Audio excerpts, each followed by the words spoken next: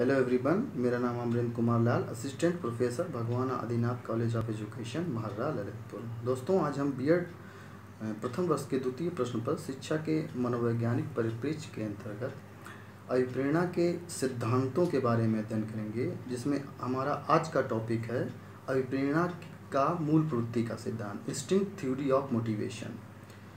Instinct theory of motivation का शुभारंभ लगभग 20वीं शताब्दी के आरंभिक वर्षों से माना जाता है, जिसमें सबसे पहला नाम अगर किसी मनोवैज्ञानिक का जुड़ा है तो वो विलियम जेम्स का नाम जुड़ा हुआ है मूल प्रवृत्ति के सिद्धांत से।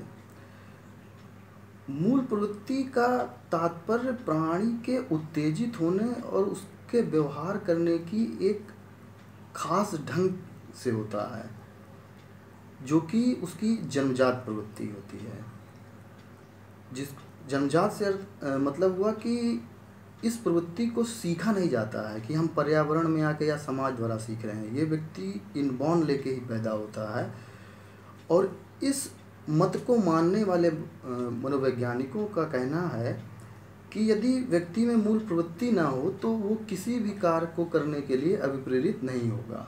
इन लोग का यहाँ तक कहना है कि मूल प्रवृत्तियाँ जैसे ट्रेन में इंजन का काम होता है, अगर इंजन बंद हो जाएगा तो ट्रेन आगे नहीं बढ़ेगी। उसी प्रकार मनुष्य में और पशुओं में भी मूल प्रवृत्तियों का स्थान होता है। अगर ये मूल प्रवृत्तियाँ ना हो तो प्राणी किसी व्यवहार को करने के लिए अभिप्रेरित ही नहीं होगा। तो जो विलियम जेम्स हैं वो बताते हैं कि मनुष्यों और पशुओं दोनों में ही मूल प्रवृत्तियाँ होती हैं। हालांकि जो मनुष्य हैं वो पशुओं की तुलना में मूल प्रवृत्तियों का प्रयोग अधिक करते हैं।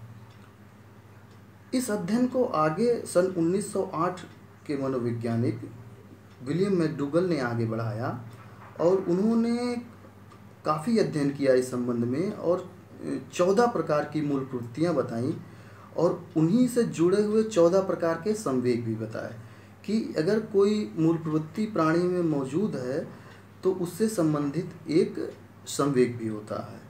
और उन्होंने बताया कि ये मूल प्रवृत्तियाँ जो होती हैं वो एक विशेष ढंग से प्राणी में कार्य करती हैं, और इसके 3 पक्ष होते हैं।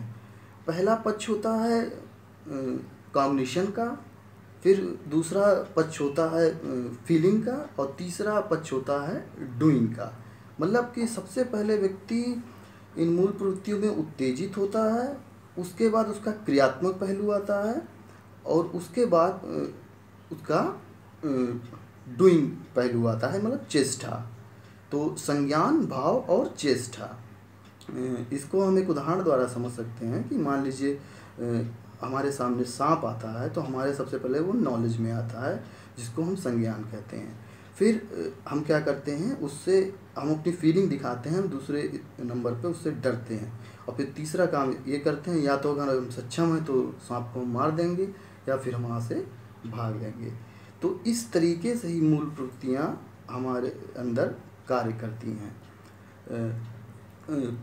मैकडूगल ने यह भी कहा है कि मूल प्रवृत्तियाँ जो व्यक्ति में होती हैं वो मनुष्यों की तरह से होती हैं, जो कि बिल्कुल पशु प्रवृत्त्यात्मक होती हैं। जिस तरह पशु मूल प्रवृत्तियों का सहारा लेते हैं, उसी प्रकार मनुष्यों में भी ये मूल प्रवृत्तियाँ होती हैं। लेकिन चूँकि मनुष्य एक सामाजिक प्राणी है, इसलिए क्या करता है, वो नियम और कानूनों से बंधा होता है, इसलिए इन मूल प्रवृत्तियों पे अपना नियंत्रण रखता है। जैसे कि जानवर में मान लीजिए कि अगर भूख की मूल प्रवृत्ति है, और भूख की मूल प्रवृत्ति से उसके अंदर भूख लगेगी, भोजन की उसको तलाश होगी, तो क्या होगा कि अगर भोजन रख दिया जाए और जानवर भूखे हैं तो वो एक दूसरे की चिंता किए बिना होड़ लगा देंगे कि सबसे पहले उनको भोजन मिल जाए। मनुष्यों में भी ये मूल प्रवृत्ति होती है, लेकिन मनुष्य सामाजिक प्राणी है, इसलिए वो ये ख्याल रखता है कि हम भी भोजन कर लें और हमारा साथी भी भोजन कर ले, हमारा समाज भी भोजन कर ले।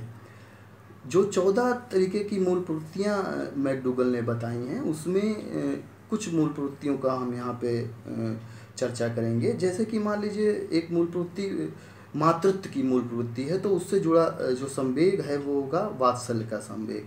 मान लीजिए किसी के अंदर मातृत्व है तो मातृत्व कहाँ से आएगा? मातृत्व आएगा वात्सल्य से। जो मान लीजिए किसी के अंदर अगर शरणागति है, किसी को वो शरण देने की उसके अंदर मूल प्रवृत्ति है, तो उसके अंदर जरूर ही करुणा नाम का संवेग होगा। अगर मान लीजिए किसी के अंदर जिज्ञासा की मूल प्रवृत्ति है, तो उसके अंदर जिज्ञासा क्यों कब उत्पन्न होती है? जब हमारे पास आश्चर्य नामक संवेग होगा। अतः मैकडूगल ने 14 प्रकार की मूल प्रवृत्तियाँ और उनसे जुड़े 14 प्रकार के संवेगों का वर्णन किया है। तो ये था अभिप्रेरणा का मूल प्रवृत्ति का सिद्धांत। आज के लिए इतना ही। कल हम एक नए टॉपिक के साथ फिर से मिलेंगे। धन्यवाद।